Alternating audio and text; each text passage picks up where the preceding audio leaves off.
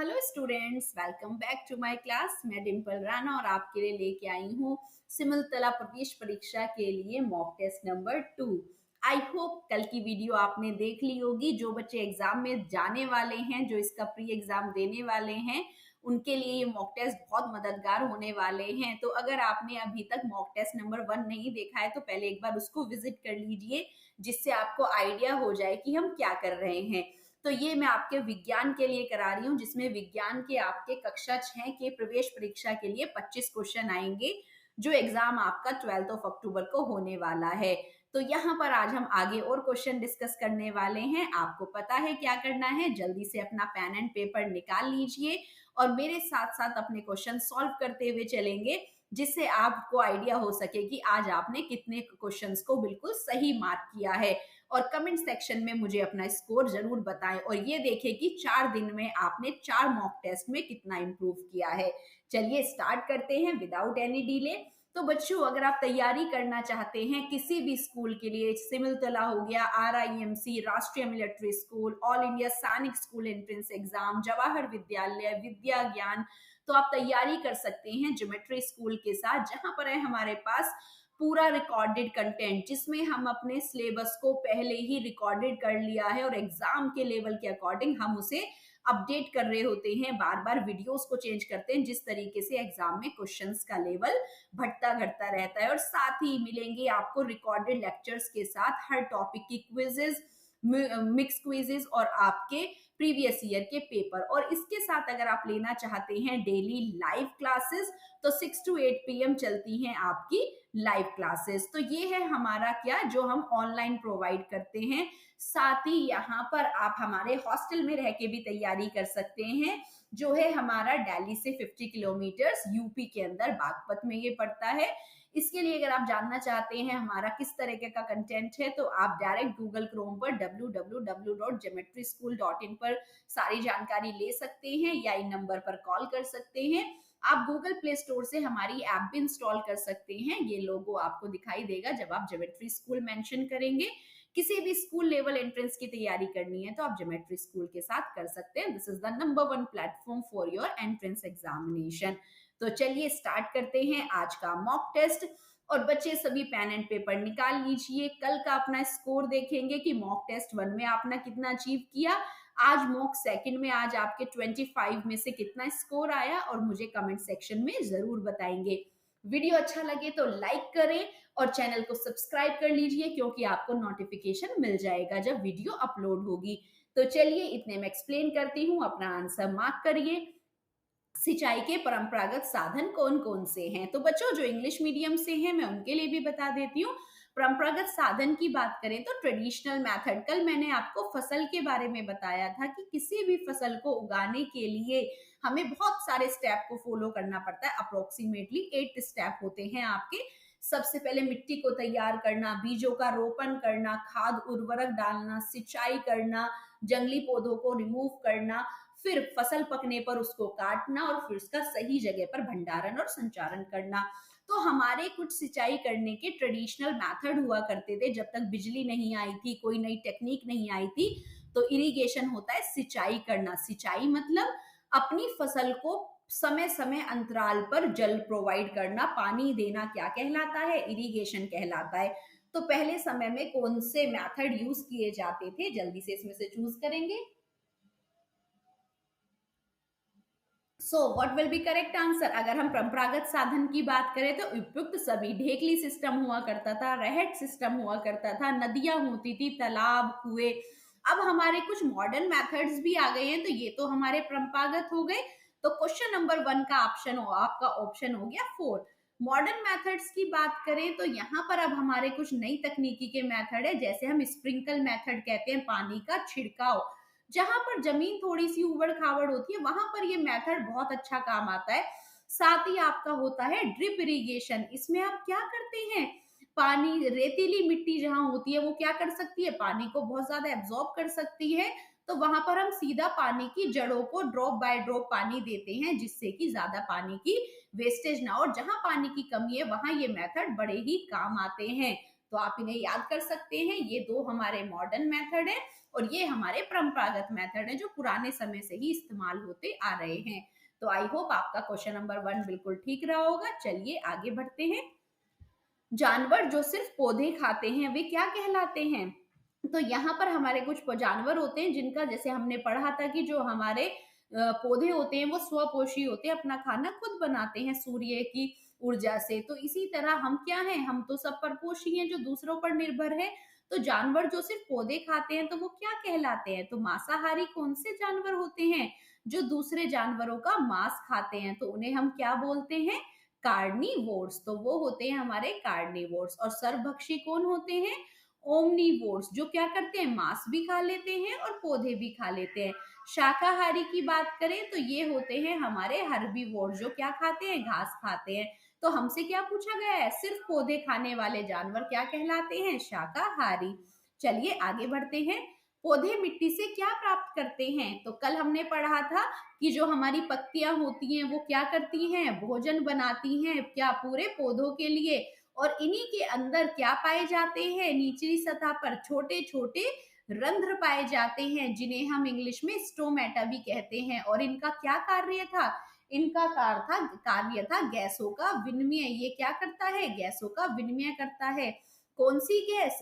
जैसे कि carbon dioxide को ये लेते हैं क्या करने के लिए? प्रकाश संश्लेषण करने के लिए। और फिर ऑक्सीजन बनाते हैं जिससे ये अपने खाने का श्वसन करते हैं और मनुष्य के लिए और जानवरों के लिए उसे निकाल देते हैं। तो प्रकाश संश्लेषण में यूज की जाती है क्या? आपकी कार्बन डाइऑक्साइड और ऑक्सीजन ये बनाते हैं, उसे श्वसन में यूज करते हैं और मनुष्य और जानवरों के लिए निकाल देते हैं। तो इसके लिए होते हैं स्टोमेटा। लेकिन पौधों को मिट्टी से क्या प्राप्त होता है? अब आपको पता है मिट्टी में होती हैं क्या? पौधों की जड़ें। तो जड़ों से ये क्या कर लेते हैं?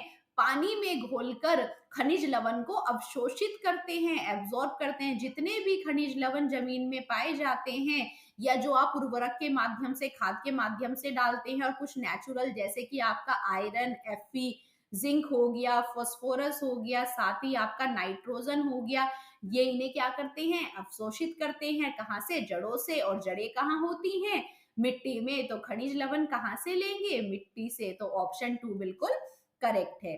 इनमें से कौन सा मंदिर बिहार में स्थित है? बच्चों ये पेपर आप देने जा रहे हैं तो बिल्कुल, भले ये साइंस का सेक्शन है लेकिन उन्होंने प्रीवियस ईयर में भी बिहार से संबंधित बहुत सारे प्रश्न पूछे गए हैं। तो आप बिहार की जो भी खासी जानकारी है उसको लेकर जाएं, क्योंकि बहुत सारे क्वेश्चन बिहार के बारे में आते हैं। तो इनमें से कौन सा मंदिर बिहार में है? जल मंदिर, सूर्यदेव मंदिर, महाबोधि मंदिर, हनुमान। तो अगर आप बात करें किसकी? बोध गया जिले की। तो यहाँ पर बोध का एक बहुत ही वो क्या प्रसिद्ध मंदिर है जिसे महाबोधि मंदिर भी कहते हैं। और ये कहाँ है? गया में, बोध गया में। तो 3 इसका बिल्कुल करेक्ट उत्तर है। किस स्रोत का पानी पीने योग्य होता है? इनमें से आप किसका पानी पीते हैं? तो अगर आप जल चक्र की बात करें तो आपने देखा है कि हमारी पृथ्वी पर एक चक्र सदैव चलता है जिसमें हमारा जो पानी होता है वो भाप बनकर उड़ता है, बादल बनते हैं, बादल से फिर बारिश आती है और यही बारिश का पानी धीरे धीरे पत्थरों से होता हुआ नीचे चला जाता है और बन जाता है हमारा तल का पानी, जिसे हम क्या कहते हैं? Ground water. और बारिश के कारण ही हमारा वाटर टेबल बढ़ता रहता है। तो नीचे से जब हम इस पानी को निकालते हैं किसकी माध्यम से? Tubewell, handpump, बोरीवेल्स।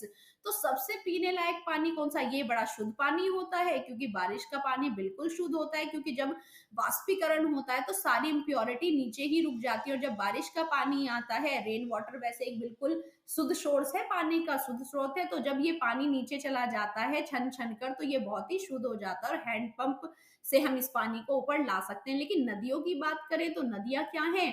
प्रदूषित भी हो चुकी है हमें। और जैसे गंगा का पीने का पानी बात करें तो उसमें बहुत सारे विषाणु, बैक्टीरियोफाज पाए जाते हैं। तालाब क्या है? पानी का संचरण है, उसमें मछलियां भी होती हैं, काई भी लगी होती है, कोई जानवर भी गिर जाता है। और झरने भी हमें पता नहीं किस किस मिट्टी से होते हुए आते हैं। तो इनमें सबसे स्वच्छ पानी किसका माना जाएगा? हैंडपंप का। तो ये हमारा करेक्ट उत्तर है। निम्न में से कौन विषाणु जनित बीमारी है? इनमें से कौन सी बीमारी आपको विषाणु से होती है? तो विषाणु क्या होते हैं? आपके वायरसेस। अब आपको पता है बहुत से आपके सूक्ष्म जीव होते हैं जिन्हें हम अंग्रेजी में माइक्रो ऑर्गेनिज्म कहते हैं, और यही सूक्ष्म जीव आपके, जैसे कि आपकी फफूंद हो गई, काई हो गई, जीवाणु हो गए, विषाणु हो गए, तो इनमें से कौन सी विषाणु से होती है? तो डेंगू की अगर हम बात करें तो डेंगू आपकी एक विषाणु जनित बीमारी है, जो किससे होती है? डेंगू के वायरस से, जो कि एक फ्लेवी वायरस फैमिली का वायरस है। तो ये, लेकिन अब आप कहेंगे फैलती तो ये मच्छर से है, तो डेंगू का जो कैरियर है वो आपकी एडीज मच्छर है। एडीज मच्छर इसको फैलाता है, लेकिन करता कौन है इसको? Dengue virus. मलेरिया की बात करें तो मलेरिया आपकी किसकी वजह से होती है? प्रोटोजोआ की वजह से होती है। वो भी कौन सा प्रोटोजोआ? प्लाज्मोडियम। और इसकी कैरियर कौन सी है? इसकी कैरियर है फीमेल एनाफ्लीज मॉस्किटो। कैरियर क्या होते हैं? जो इन बीमारियों को एक दूसरे तक पहुंचाते हैं, उन्हें हम वेक्टर या कैरियर कहते हैं। फ्लेरिया आपकी वर्म्स, कृमि जो वर्म होते हैं, फीता कृमि, और ये आपके इनकी वर्म्स की वजह से होती है। फ्लू आपका इन्फ्लुएंजा फ्लू वायरस से होता है। तो यहाँ पर ये आपके डेंगू आपका क्या हो गया? करेक्ट उत्तर हो गया। तो इसका उत्तर बिल्कुल वन ठीक है, विषाणु होता है डेंगू वायरस से। निम्न में से कौन भारत का राष्ट्रीय पक्षी है? तो बच्चों, पक्षी, राष्ट्रीय पशु, ये सारे आपको पता होने चाहिए। तो पक्षी भी सबको पता है, राष्ट्रीय जानवर भी सबको पता है, राष्ट्रीय फूल भी सबको पता है। आपका राष्ट्रीय फूल हो गया, साथ ही आपकी सीताफल राष्ट्रीय सब्जी हमारी होती है, नेशनल वेजिटेबल भी हम इसको कहते हैं। आम हमारा राष्ट्रीय फल हो गया। तो यहाँ पर बाग, कमल, सीताफल, जिसको आप कद्दू भी कहते हैं, पेठा भी कहा जाता है कहीं पर, आम हमारा क्या है? फलों का राजा भी है। तो यहाँ पर हम बात करते हैं कौन सा भारत का राष्ट्रीय पक्षी है? तो यहाँ पर हमारा पक्षी की बात करें तो मोर बिल्कुल करेक्ट है। चलिए आगे बढ़ते हैं। जीवाणु की खोज किसने की थी? बहुत ही महत्वपूर्ण प्रश्न है बच्चों, इंपॉर्टेंट है। जीवाणु क्या होते हैं? आपके बैक्टीरिया होते हैं, और जिसकी खोज के कारण आज एक पूरा सब्जेक्ट, पूरा विषय बन चुका है, जिसे कहते हैं माइक्रोबायोलॉजी, जहां आप सूक्ष्म जीवों की शिक्षा ग्रहण करते हैं। और इसी ने ही, बैक्टीरिया की खोज से ही क्या बन गए? ये इनको खोज करने वाले फादर ऑफ माइक्रोबायोलॉजी बन गए हैं, जिन्हें सूक्ष्म जीवी के पिता भी या जनक भी कहा जाता है। तो फादर ऑफ माइक्रोबायोलॉजी। तो यहाँ पर हम बात करेंगे एंटनी वॉन ल्यूवेनहुक। एवी ल्यूवेनहुक कौन है आपके? एंटनी वॉन ल्यूवेनहुक, जिन्होंने क्या किया है? किसकी खोज की है? जीवाणु की। ल्यूवेनहुक, पर्टिकुलर जीवाणु को सबसे पहले किसने बताया कि जीवाणु भी कुछ होते हैं? वो एंटनी वॉन ल्यूवेनहुक ने बताया। तो इसका तो सही उत्तर हो गया बी। लेकिन रॉबर्ट कोच की बात करें तो इन्होंने भी जीवाणु की खोज करी है, लेकिन कौन सा जीवाणु? जो आपके गाय भैंस, जो कैटल्स होते हैं, उनमें एक डिजीज कोज करता है जिसे एंथ्रेक्स कहते हैं, और उस जीवाणु को बैसिलस एंथ्रेक्स कहते हैं। तो ये कंफ्यूज होने की जरूरत नहीं है। बैसिलस एंथ्रेसिस एक जीवाणु होता है जो आपका डिजीज कोज करता है कैटल्स में, एंथ्रेक्स। तो ये याद रखना है, ये एक पर्टिकुलर इन्होंने जीवाणु की खोज की, और सबसे पहले जीवाणु को बताया, खोजा ही किसने है? एंटनी वॉन ल्यूवेनहुक ने। इसीलिए इन्हें माइक्रोबायोलॉजी, सूक्ष्म जीवी का जनक भी कहा जाता है। तो दो यहाँ पर बिल्कुल करेक्ट उत्तर है। सो बच्चों, मैं आपके बता रही थी हॉस्टल के बारे में। अगर आप हॉस्टल में रहकर तैयारी करना चाहते हैं, जहां पर हमारी सुबह 8 AM से लेके 5 PM तक क्लासेस चलती हैं रेगुलर, जब तक कोर्स पूरा नहीं हो जाता, और फिर आपके डेली बेसिस पर मिनी मॉक कंडक्ट किए जाते हैं, जितना सिलेबस एक दिन में करा दिया जाता है। और एवरी संडे यहाँ होते हैं महामॉक एग्जाम पैटर्न पर। तो आप हमारी हॉस्टल में रह के भी तैयारी कर सकते हैं। एग्जाम कोई भी है, आपके भाई बहन है, या आप ही तैयारी करना चाहते हैं आगे RIMC के लिए, जिसमें 8 कक्षा में एडमिशन होते हैं, RMS सैनिक के लिए जिसमें 6th और 9th दोनों में होते हैं, तो आप और जानकारी पाना चाहते हैं तो यहाँ कॉल करके जानकारी ले सकते हैं। तो चलिए आगे बढ़ते हैं। गूगल क्रोम पर आप हमारी वेबसाइट से भी जानकारी ग्रहण कर सकते हैं। सभी प्रकार की ऊर्जा का प्राथमिक स्रोत क्या है? प्राथमिक बच्चों, प्राइमरी, जहां से ऊर्जा स्टार्ट होती है। तो सबसे पहला एनर्जी का सोर्स पृथ्वी पर क्या है? लकड़ी से प्राप्त करोगे जलाकर, सूर्य से प्राप्त करोगे, कोयला से, या पेट्रोल से? बड़ा ही अच्छा क्वेश्चन है। तो आपको पता है हमारा एक खाद्य जाल होता है जहां से ऊर्जा का स्थानांतरण शुरू हो जाता है, और सबसे पहले भोजन कौन बनाते हैं? हरे पौधे। तो सबसे पहले ऊर्जा किसमें आती है? हरे पौधों में। लेकिन आती कहां से है? हमारे सबसे मुख्य प्राथमिक स्रोत, जिसकी सूर्य की रोशनी को हरे पौधे ग्रहण करते हैं और अपने क्लोरोफिल के माध्यम से भोजन का निर्माण करते हैं, और उसी भोजन से फिर ये खाद्य जाल आगे आगे बढ़ता चला जाता है। तो सूर्य हमारा प्राथमिक स्रोत है। ऑप्शन 2 यहाँ बिल्कुल करेक्ट है। चलिए आगे बढ़ते हैं। निम्न में से कौन भारत का राष्ट्रीय पशु है? तो पक्षी हमने बता दिया, पशु भी आपको पता ही चल गया होगा, बाघ होता है, टाइगर जिसको कहते हैं इज द नेशनल एनिमल, ये तो आप कर देंगे फटाफट से। ऐसे ऐसे क्वेश्चन भी आते हैं, ऐसा नहीं सोचिए कि ये कैसे पूछ लिया बच्चों, जीके है, सामान्य ज्ञान है, आता ही है। ठेला गाड़ी को चलाना आसान है। अब आपके पास एक ठेला गाड़ी है जिसमें आपके दो पहिए भी होते हैं, चार भी होते हैं, तो आप उसे कब, कितना, कैसे अच्छे से चला सकते हैं? खींच कर, ढकेल कर, खींचना व ढकेलना बराबर, या ठेला पीछे से उठाकर? तो ढकेलने की बात करें तो यहाँ पर आपके क्या है, पहिए बिल्कुल गोल है, तो रोलिंग फ्रिक्शन बिल्कुल आपका कम हो जाएगा यहाँ जब आप इसे ढकेलेंगे, तो ये आगे की तरफ भागेगा, क्योंकि किसी चीज को खींचने में आपको बल लगाना पड़ता है, तो ढकेलने में आपने उसको ढकेला और पहियों के गोल होने के कारण बड़े आसानी से वो आगे बढ़ेगा। पृथ्वी का कौन सा गुण मौसम में बदलाव लाता है? तो बच्चों मैंने क्या कहा था, प्रीवियस ईयर में उन्होंने पूछ लिया कि दिन और रात किस कारण होते हैं, और यहाँ पर मौसम, तो हमने कल दो चीजें पढ़ी थी, परिक्रमण करना पृथ्वी का, अपने अक्ष पर चारों तरफ घूमना, रोटेशन, और रोटेशन करते करते पृथ्वी क्या भी करती है, सूर्य के चक्कर भी लगाती है, जिसे हम रिवॉल्यूशन भी कहते हैं। तो यहाँ पर रोटेशन होने की वजह से अपने अक्ष पर ही वो डेली घूमती है साथ साथ, तो जिसके कारण डे और नाइट, और दिन और रात होते हैं, और ये करते करते वो सूर्य का चक्कर भी लगाती है, जिसके कारण आपके मौसम में बदलाव होता है। तो देखो बच्चों, क्वेश्चन वही रहते हैं, उनको आसपास घुमाते रहते हैं।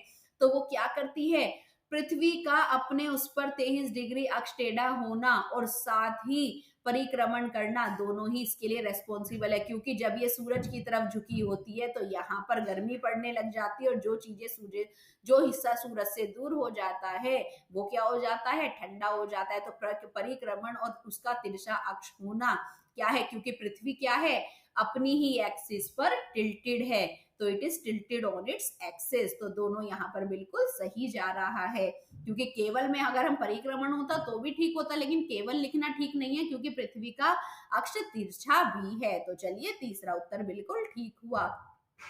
निम्नलिखित में से कौन सरल मशीन नहीं है? इनमें से एक सरल मशीन, सरल मशीन क्या होती है, जैसे आपकी पैंट की जिप हो गई, चाकू हो गया, पेच चढ़ाना, घिरनी, पंक्चर, ये सब आपकी क्या है, सरल मशीन है। लेकिन सिलाई मशीन आपकी क्या है, जटिल मशीन के अंदर आती है, जिसके अंदर एक से अधिक मशीनों को लगाया गया है, तो ये आपकी कॉम्प्लेक्स हो जाती है। तो मशीन आपकी सिंपल भी होती है और मशीन आपकी कॉम्प्लेक्स भी होती है। तो यहाँ पर एक से अधिक उपकरणों का यूज करके जो मशीन बनाई जाती है, जैसे आपकी सिलाई मशीन। तो ये हो गया उत्तर 4। निम्नलिखित में से कौन पानी के साथ घोल बनाता है? अत्यधिक महत्वपूर्ण प्रश्न है बच्चों, ऐसे नहीं कि यही आ जाएगा, इनमें से घुमाकर पूछ लेंगे, अगली बार पूछ लेंगे इनमें से कौन सा घुलनशील नहीं है। तेल आपका घुलनशील नहीं है, बालू रेत आपका घुलनशील नहीं है, मिट्टी घुलनशील नहीं है, चौक का पाउडर नहीं घुलता है। तो आपको क्या आइडिया हो जाएगा कि इनमें से जो घुलते नहीं है वो आपको निकाल देने, और जो घुलता है उसको निकाल लेना है। तो आपको पता है, आप नमक को थोड़ा सा डालें और पानी के ग्लास को हिला दें, तो वो अच्छे से पानी के साथ घुलकर एक नमक का घोल या सॉल्यूशन तैयार करता है। तो आपको पता है, जब हम हमने सॉल्यूट, जो भी सॉलिड चीजें हम ऐड करते हैं, जैसे कि चीनी हो गई आपकी, और पानी जिसमें हम ऐड करते हैं उसको हम क्या कहते हैं, सॉल्वेंट कहते हैं। तो ये हो गया आपका पानी, और जो इनसे मिलता है वो होता है हमारा घोल, जिसे हम सॉल्यूशन कहते हैं।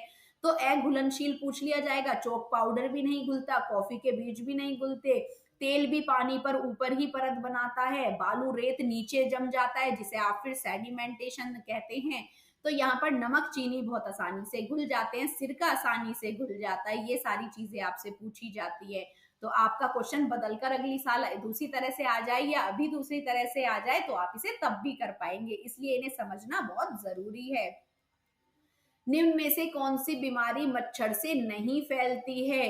तो देखिए यहाँ पर अब आपको पिछले क्वेश्चन में पता चल गया होगा, डेंगू, मलेरिया, फाइलेरिया और फ्लू। तो यहाँ पर फ्लू नहीं होते हैं हमें मच्छर से, ये डायरेक्ट खुद से अफेक्ट करता है। लेकिन डेंगू का कैरियर भी कौन सी मॉस्किटो थी? Aedes mosquito. मलेरिया का आपका कैरियर होता है एनाफ्लीज मॉस्किटो। और फ्लेरिया जो होता है वैसे आपके पैरासाइट किसकी वजह से? वाउचेरिया ब्रोंकाइट, लेकिन इसकी भी कैरियर कौन है? मॉस्किटो है।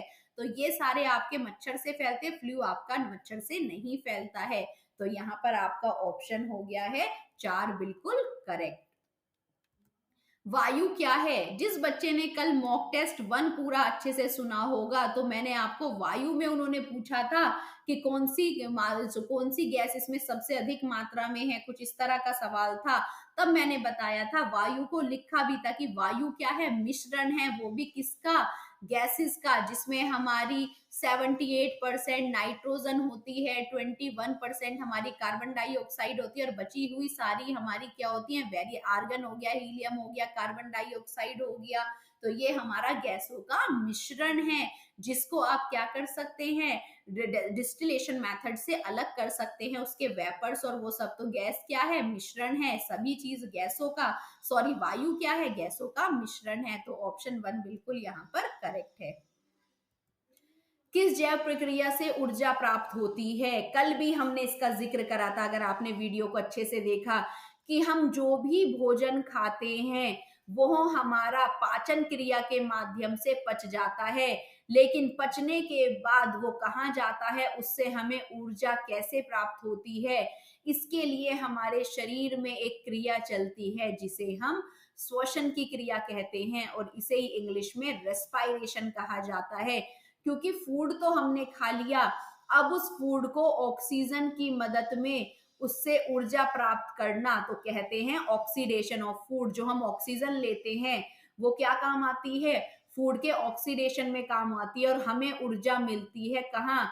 हमारी कोशिका के माइटोकॉन्ड्रिया में, जिसे हमारे कोशिका का बिजली घर भी कहा जाता है। तो माइटोकॉन्ड्रिया को क्या कहा जाता है?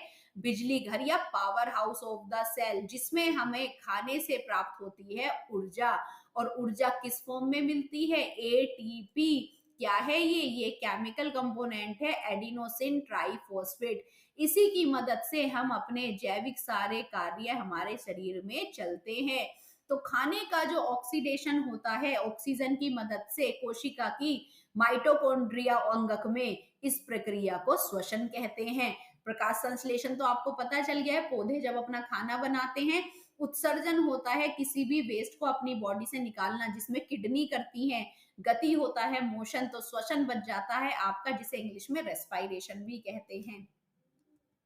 मछली के शरीर का आकार होता है, मछली को तैरने में जो मदद करती है, अगर आप इसे देखें तो इस तरह का। तो मछली का जो आकार होता है वो कैसा है? इंग्लिश में अगर आप अपनी बुक्स में देखेंगे तो आपको पता चलेगा, फिशेज आर स्ट्रीमलाइन बॉडीज, जैसा आपका एरोप्लेन होता है, जैसी आपकी बोट्स होती हैं, जिसकी वजह से इन्हें पानी में काट कर पानी में तैरना आसान होता है। तो नौकाकार आपकी मछलियां होती हैं, जिससे वो पानी को काटते हुए तेजी से तैर पाती हैं। तो ऑप्शन 4 बिल्कुल करेक्ट है। विषाणु क्या है? अब विषाणु पर आपके बहुत सारे क्वेश्चन आ गए, और मैंने तभी आपको बताया था कि जब आर.एच. विटेकर ने सूक्ष्म जीवों को भागों में बांटा था, तो विषाणु को ना तो सजीव में रखा गया ना निर्जीव में रखा गया, इसको दोनों के मध्य में रखा गया। ये भी कहा जाता है कि viruses are present on the border line of living and non living. ये लिविंग और नॉन लिविंग के बॉर्डर लाइन पर होते हैं। क्यों? क्योंकि विषाणु जब तक वातावरण में होता है तब तक ये बिल्कुल इनएक्टिव होता है, और जैसे ही इसे एक होस्ट बॉडी मिल जाती है, चाहे वो पौधों को बीमारी करने वाला वायरस हो या जानवरों को या इंसानों को, तो वो हमारे शरीर की ऊर्जा का, हमारे शरीर के डीएनए का इस्तेमाल करके अपना क्या कर देता है, अपने आप का विभाजन शुरू कर देता है। और इसीलिए वायरस से होने वाली बीमारी बहुत घातक होती है, लंबे समय तक चलती है, और इसीलिए इन पर दवाइयां असर नहीं कर पाती हैं। तो ये सजीव तथा निर्जीव के मध्य में आता है। तो अब आपको इसका कारण पता चल गया होगा, क्योंकि ये जब तक वातावरण में है, जब तक इनएक्टिव है, और जैसे ही हमारे शरीर के अंदर आ जाता है तो हमारे शरीर के डीएनए का इस्तेमाल कर कर अपना मल्टीप्लिकेशन या अपना विभाजन शुरू कर देता है।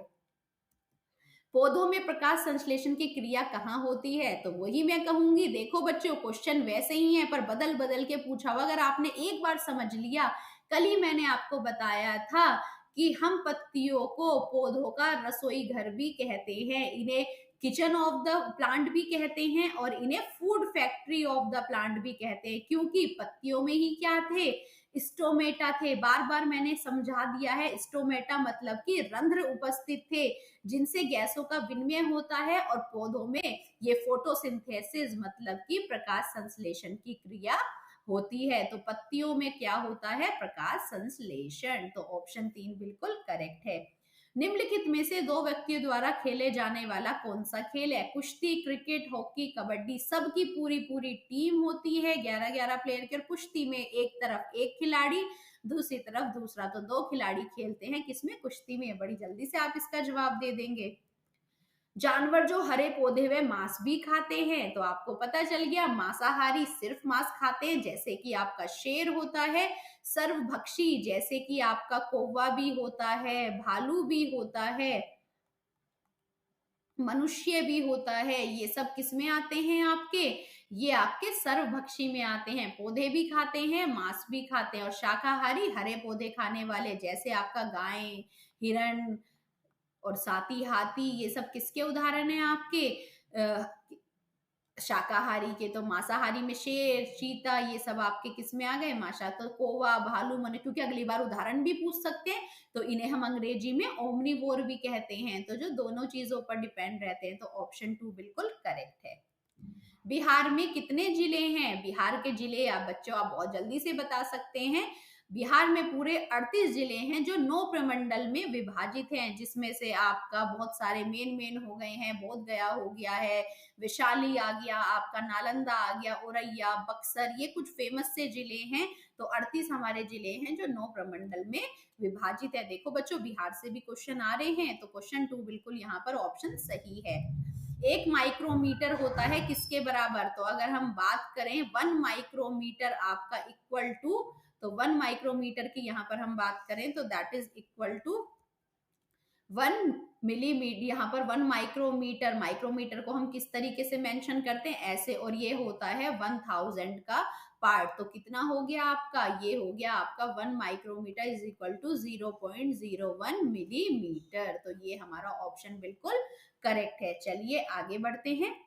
विश्व जल दिवस कब मनाया जाता है, इंग्लिश में देखें तो वर्ल्ड वाटर डे। बच्चों डेज तो आप बिल्कुल इंपॉर्टेंट करके जाइए, डेज तो पूछे ही पूछे जाते हैं। कल भी हमने आपको एक डे का क्वेश्चन कराया था, आपको कुछ मुख्य दिवस कर लेने हैं।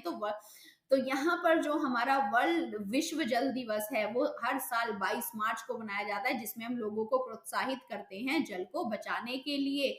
साथ ही आपका यहाँ पर 22 अप्रैल को हम मनाते हैं, क्या आपका पृथ्वी दिवस होता है, हमारा अर्थ डे होता है। तो यहाँ पर ये हो गया आपका 22 मार्च इसका करेक्ट उत्तर। तो चलिए ये हुआ हमारा 22 मार्च। तो स्टूडेंट आई होप वीडियो आपको अच्छा लगा होगा। 25 क्वेश्चन मैंने आज आपको कराए। कमेंट सेक्शन में मुझे अपना स्कोर बताइए, इनमें से कितने आंसर्स आपको ऑलरेडी आते थे। वीडियो अच्छा लगे लाइक करें, कमेंट सेक्शन में कमेंट जरूर करें। कोई भी आपके वैल्यूएबल फीडबैक है आप देना चाहते हैं, कमेंट सेक्शन में दे सकते हैं। वीडियो को अपने फ्रेंड के साथ शेयर करें, और बच्चों बेल आइकन को प्रेस करके चैनल को सब्सक्राइब कर लीजिए। So student, thanks for watching. See you soon with the next video. And for more information, you can call on the any number. Till then, bye all of you.